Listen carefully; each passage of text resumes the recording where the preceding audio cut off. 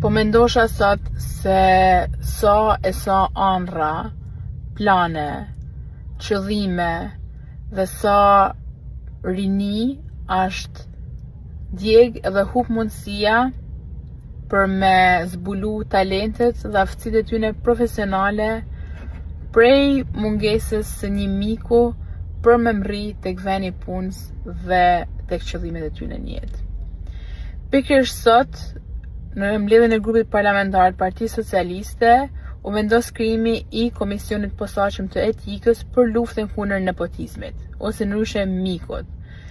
Mes shumë burokracive dhe problemeve që ka administrata, pikërisht nepotizmi është një nga problemet më të mëdha që ajo ka sot për sot.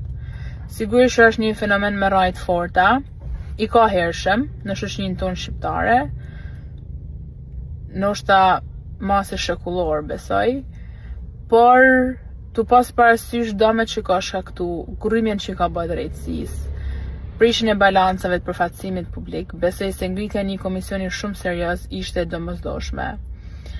Si pjesë e këtij komisionit, për pikë parit si qytetare e këtij veni dhe si një re, besoj se është urgjente dhe domosdoshme që të ngrihen mekanizmat posaçëm për me zbartu me përpikmëri dhe me drejtësi luftën ndaj nepotizmit.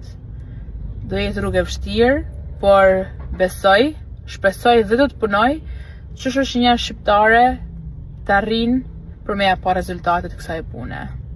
Ju përshëndes.